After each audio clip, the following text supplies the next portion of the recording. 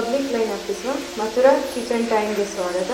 ನಾನು ಡಾಕ್ಟರ್ ಅನುಲೇಖಾ ಬಾಯ್ರಿ, ಚಿತ್ರಕೂಟ ಆಯುರ್ವೇದ ಚಿಕಿತ್ಸಾಲಯ, ಕುಂದಾಪುರ ತಾಲೂಕು. ಇಲ್ಲಿ ಆಯುರ್ವೇದ ವೈದ್ಯೆಯಾಗಿ ಸೇವೆ ಸಲ್ಲಿಸುತ್ತಿದ್ದೇನೆ.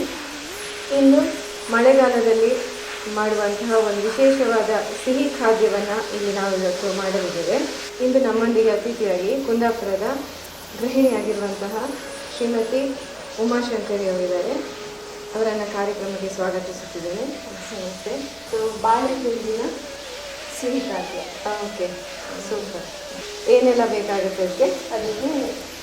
ಪಾಕದ ಬೆಲ್ಲ, ಓಕೆ, ಮತ್ತು ಕಾಳುಮೆಣಸು ಹುಡಿ, ಶುಂಠಿ ಹುಡಿ ಮತ್ತು ಏಲಕ್ಕಿ ಪೌಡ್ರ್. ಓಕೆ.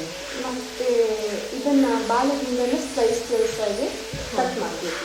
ಓಕೆ. ಅದಕ್ಕೆ ಮತ್ತೆ ಹಬೆಯಲ್ಲಿ ಬೇಯಿಸ್ಬೇಕು ಅದನ್ನು. ಹಾಂ, ಈಗ ಫಸ್ಟಿಗೆ ಹಬೆಯಲ್ಲಿ ಬೇಯಿಸ್ಬೇಕು. ಸರಿ.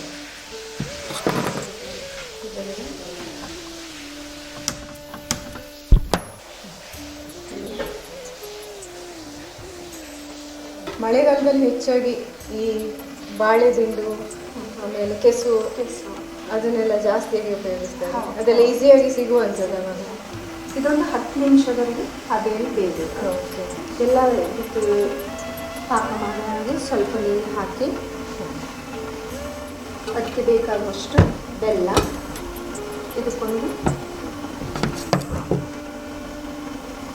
ಬೆಲ್ಲ ಕ್ಯಾಲ್ಶಿಯಂ ರಿಚ್ ಇರೋದ್ರಿಂದ ಈ ಮೂಳೆ ಸವೆತ ಅಂಥವುಗಳಿಗೆಲ್ಲ ಒಳ್ಳೆ ಹೆಲ್ಪ್ ಆಗುತ್ತೆ.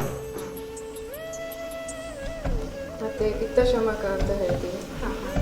ಈ ಸಕ್ಕರೆಯಿಂದ ಮಾಡಿರುವಂತಹ ಸ್ವೀಟ್ಸ್ಗಿಂತ ಬೆಲ್ಲದಲ್ಲಿ ಮಾಡುವಂತಹ ಸ್ವೀಟ್ಸ್ ತುಂಬ ಹೆಲ್ದಿಯಾಗಿದೆ.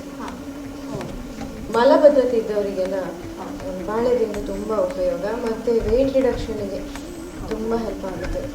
ಈ ಫೈಬರ್ ಅಂಶ ಜಾಸ್ತಿ ಇರೋದ್ರಿಂದ ಅದು ತುಂಬಾ ಒಂದು ವೆಯ್ಟ್ ರಿಡಕ್ಷನ್. ನೀರಂತೆ ಕಿಡ್ನಿ ಸ್ಟೋನ್ ಇದ್ದಾಗ ಅವರಿಗೂ ತುಂಬ ಹೆಲ್ಪ್ ಆಗುತ್ತೆ.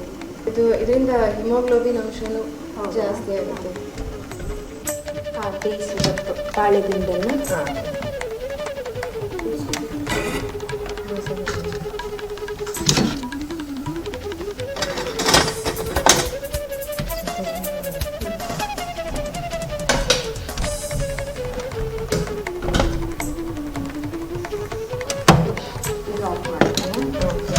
ಈ ಬೇಯಿಸಿದ ಬಾಳೆದಿಂಡನ್ನು. ಮಾರ್ಕೆಟಿನ ತರಕಾರಿ ಎಲ್ಲ ಇಲ್ಲದೆ ಎಷ್ಟು ಬಗೆಯ ಡಿಶಸ್ ಅನ್ನು ಮಾಡ್ಬೋದು. ಮತ್ತು ಈಗ ಮಳೆಗಾಲದಲ್ಲಿ ತರಕಾರಿ ಬೇಗ ಹಾಳಾಗೋದು. ಹಾಂ ಹಾಂ. ಕೆಲವೊಮ್ಮೆ ನೀರಾಗ್ತದೆ ಪಾಕ. ಹಾಂ ಹಾಂ.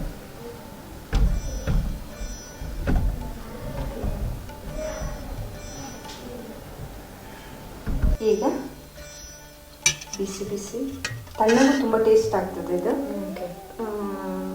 ಬಾಳೆದಿಂಡಿನ ಸ್ವೀಟ್. ಓಕೆ.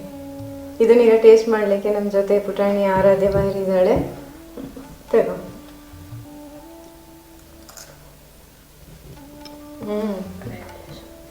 ರಿಯಲಿ ಸೂಪರಾ? ಓಕೆ. ಇಂದು ನಮಗೆ ಒಂದು ಸೂಪರ್ ಆಗಿರುವಂತಹ ಡಿಶ್ ಅನ್ನು ಮಾಡಿ ತೋರಿಸಿದ್ದೀರಾ. Thank you.